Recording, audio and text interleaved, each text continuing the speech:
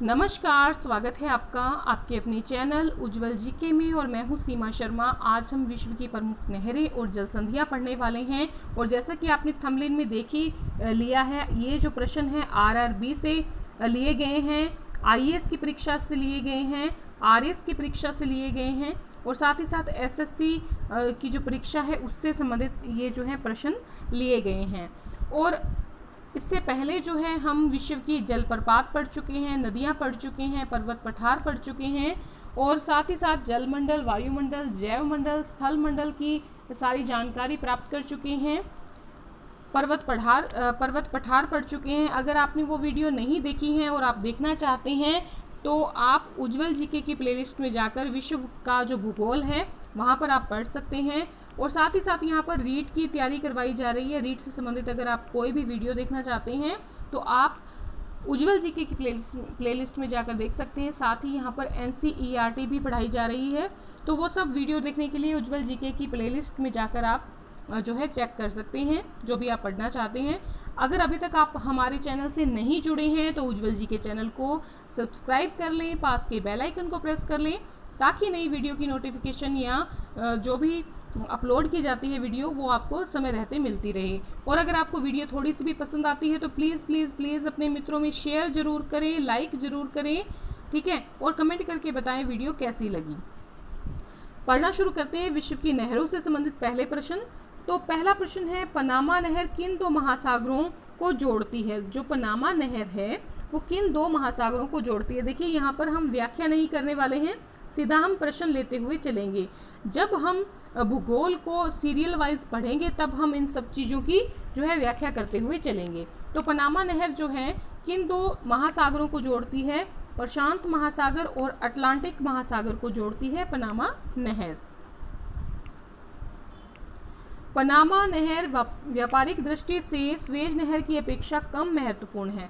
क्यों इसका कारण क्या है? क्योंकि घने आबाद देशों का व्यापार पनामा नहर के द्वारा नहीं होता बल्कि किसके द्वारा होता है? स्वेज नहर के द्वारा होता है, ठीक है। क्योंकि पनामा नहर के द्वारा जो व्यापार होता है वो 25% ही होता है और स्वेज नहर से जो व्यापार है वो ज़्यादा होता है, इसीलिए पनामा नहर व्यापारिक दृष्टि से स्वेज नहर की अपेक्षा कम महत्वपूर्ण है। पनामा नहर के बारे में कौन सा कथन सही है? तो पहला कथन तो यही है कि संसार का जो 25% व्यापार है वो पनामा नहर के द्वारा होता है। यह नहर जो है अटलांटिक और प्रशांत महासागर को मिलाती है। साथ ही इस मार्ग की लंबाई जो है 64.8 किलोमीटर है। तो ये सारे तथ्य जो हैं पनामा नहर के बारे में हैं।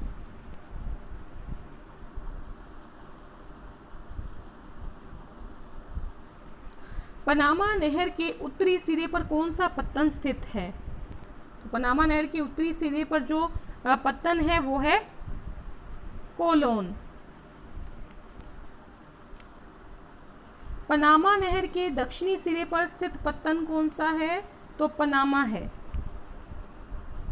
उत्तरी सिरे पर कोलोन है, दक्षिणी सिरे पर पनामा है। विश्व की सबसे बड़ी जहाज रानी नहर कौन सी है? सबसे बड़ी जहाज रानी जो नहर है वो है आपकी स्वेज नहर। स्वेज नहर जोड़ती है, तो स्वेज नहर किसको जोड़ती है? ये देखिए प्रश्न आरआरबी 2004 में भी आया है और एसएससी 2012 में भी आया है, तो इम्पोर्टेंट है। स्वेज नहर जो है वो जोड़ती है भूमध्य सागर को लाल सागर से। स्वेज नहर की जो उत्तरी सिरा है, स्वेज नहर के उत्तरी सिरे पर कौन सा पत्तन स्थित है? तो स्वेज नहर के उत्तरी सिरे पर जो पत्तन है वो पोर्ट सईद है।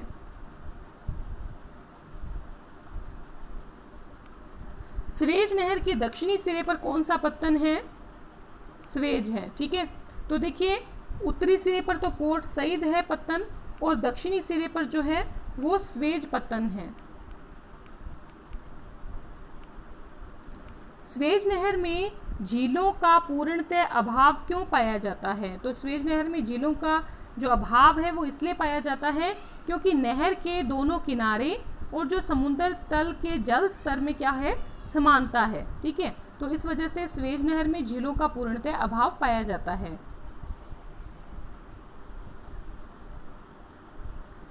स्वेज नहर का निर्माण कब प्रारंभ हुआ? तो स्वेज नहर का निर्माण जो है 1854 में प्रारंभ हुआ। स्वेज नहर कब बनकर तैयार हुई? ये प्रश्न कई बार पूछा गया है। 1869 ईस्वी में स्वेज नहर बनकर तैयार हुई। निर्माण 1854 में शुरू हुआ था। स्वेज नहर की लंबाई कितनी है? 168 किलोमीटर है। 168 किलोमीटर है इसकी लंबाई। सू नहर किसको जोड़ती है? तो सू नहर जो है वो सुपीरियर झील को और ह्यूरन को जोड़ती है। सुपीरियर को और ह्यूरन, सुपीरियर को किससे जोड़ती है? ह्यूरन से जोड़ती है सू नहर। कील नहर काफी इंपॉर्टेंट है। आरआरबी 2000 में प्रश्न पूछा गया है। कील नहर किसको जोड़ती है? तो उत्तरी सागर को बाल्टिक सागर से जोड़ती है।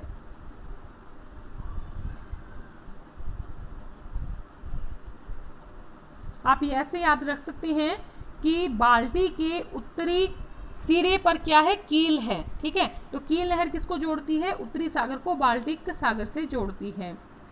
क्रा नहर किस देश में स्थित है? क्रा नहर जो है वो किस देश में है? थाईलैंड में। पनामा जल डमरू मध्य के आर पार नहर खोदने का विचार रखा था। किसने रखा था पनामा जल डमरू मध्य के आर पार नहर खोदने का विचार? तो हम्बोल्ट ने रखा था। कौन सा कथन सही है? अब सही कथन बताने हैं। सभी कथन जो हैं वो सही हैं। पहला तो कि कील नहर जो है जर्मनी में है। कहाँ पर है कील नहर? जर्मनी में। और यह उत्तरी सागर और बाल्टिक सागर के बीच में है। स्वेज नहर कहाँ पर है? मिस्र में है। और ये लाल सागर और भूमध्य सागर को जोड़ती है। ठीक है, तो दोनों कथन सही हैं। कील नहर जर्मनी में है, उत्तरी सागर को बाल्टिक सागर, उत्तरी सागर और बाल्टिक सागर के बीच में है, जबकि स्वेज नहर मिस्र में है, लाल सागर और भूमध्य सागर को जोड़ती है। उसके अलावा पनामा नहर जो है वो पनामा में है। कहाँ पर है पनामा नहर? पनामा में। और यह कैरिबियन सागर को प्रशांत सागर से जोड़ती है। स्वेज नहर के खुलते ही किसके बीच में समुद्री यात्रा का मार्ग छोटा हो गया? तो जब स्वेज नहर खुली है तो ये देखिए प्रश्न जो है ये पूछा गया है आरआरबी में। आरआरबी का प्रश्न है ये, स्वेज नहर के खुलते किसके बीच में समुद्री यात्रा का मार्ग छोटा हो गया? तो लंदन और चेन्नई के बीच का जो मार्ग है वो छोटा हो गया। पनामा नहर स्वेज नहर से अलग है, क्यों? क्योंकि इसमें लॉक्ड प्रणाली है, यानी कि जल पाश प्रणाली है।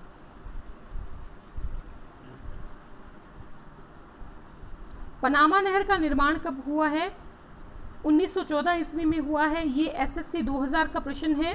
पनामा नहर का निर्माण कब हुआ है? 1914 में।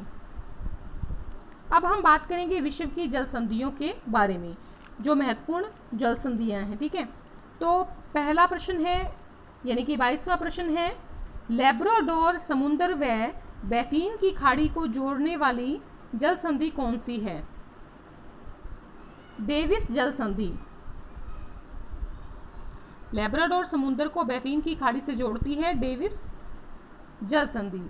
डेविस जल संधि है कहाँ पर? तो ये कनाडा के पूर्व में ग्रीनलैंड के दक्षिण पश्चिम में स्थित है।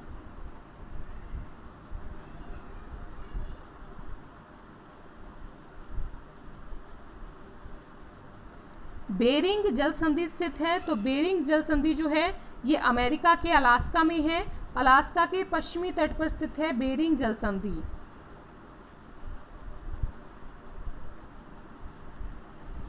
उत्तरी प्रशांत महासागर व आर्कटिक के चुकची सी को कौन सी जल संधि जोड़ती है? बेरिंग जल संधि जोड़ती है। बेरिंग अलास्का के पश्चिमी तट पर है जो कि अमेरिका में है, और उत्तरी प्रशांत महासागर और आर्कटिक के चुकची सी को जोड़ती है बेरिंग जल संधि। इंग्लिश चैनल और उत्तरी सागर को जोड़ती है डावर जल संधि। कौन जोड़ती है? डावर जल संधि। अगला प्रश्न है, उत्तरी अटलांटिक सागर और भूमध्य सागर को कौन सी जल संधि जोड़ती है? तो उत्तरी अटलांटिक और भूमध्य सागर को कौन सी जल संधि जोड़ती है? जिब्राल्टर जल संधि। ये भी काफी महत्वपूर्ण है।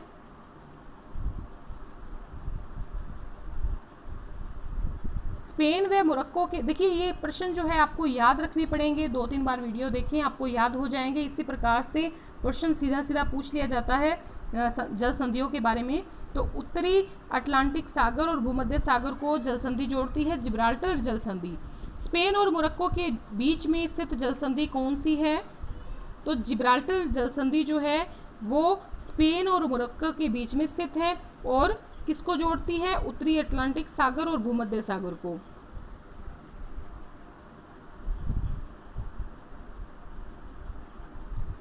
मरमरा सागर और काला सागर को जोड़ने वाली जल संधि कौन सी है? देखिए मरमरा सागर जो है ये कहाँ पर है? ये टर्की में है, यानी कि तुर्की में है। ठीक है, टर्की के पश्चिम में स्थित है मरमरा सागर। तो मरमरा सागर और काला सागर को जोड़ने वाली जल संधि जो है वो है बोस्फोरस जल संधि। कौन सी है? बोस्फोरस जल संधि। लाल सागर और अदन की खाड़ी के मध्य स्थित जल संधि कौन सी है? लाल सागर और अदन की खाड़ी के मध्य स्थित जल संधि कौन सी है? बाब अल मंदेब।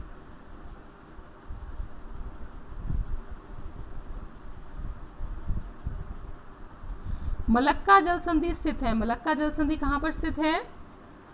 मलेशिया और सुमात्रा के बीच में है मलक्का जल संधि।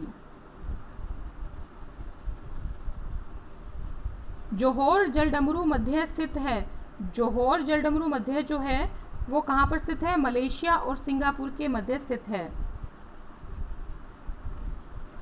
फारस की खाड़ी और ओमान को मिलाने वाली जल संधि कौन सी है? फारस की खाड़ी और ओमान को मिलाने वाली जो जल संधि है वो है होर्मुज जल संधि। कौन सी है? होर्मुज। ये भी काफी इंपॉर्टेंट है। होर्मुज जल संधि जो है वो फारस की खाड़ी और ओमान को मिलाने वाली जल संधि है।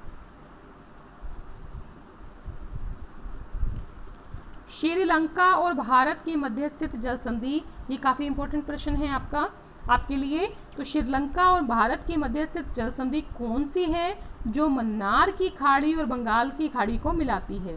तो ये पाक जल संधि जो है वो बंगाल की खाड़ी और मन्नार की खाड़ी को मिलाने का काम करती है। ठीक है, श्रीलंका और भारत के बीच में स्थित है। श्रीलंका और भारत के बीच में, जैसे ये आपका भारत है, यहाँ पर श्रीलंका है, तो यहाँ पर क्या है? यहाँ पर पाक जल संधि है जो श्रीलंका और भारत के बीच में स्थित है। और मन्नार की खाड़ी, देखिए यहाँ पर बंगाल की खाड़ी हो गई। ठीक है, मन्नार की खाड़ी और मन्नार की खाड़ी को मिलाने का काम करती है पाक जल संधि। पूर्वी चीन सागर और दक्षिणी चीन सागर को मिलाने वाली जल संधि कौन सी है? पूर्वी चीन सागर और दक्षिणी चीन सागर को मिलाने वाली जल संधि कौन सी है? ताइवान या फार्मोसा। ताइवान या फार्मोसा जो है वो पूर्वी चीन सागर और दक्षिणी चीन सागर को मिलाने वाली जल संधि है। ला पेराइज जल संधि जोड़ती है। ला पेराइज जो जल संधि है वो जापान सागर को प्रशांत सागर से जोड़ती है। ला पेराइज जल संधि जापान सागर को किससे जोड़ती है? प्रशांत सागर से जोड़ती है। तो इस प्रकार से आज हमने 36 क्वेश्चन देखे हैं, किसके? विश्व की नहरों से संबंधित और विश्व की जल संधियों से संबंधित।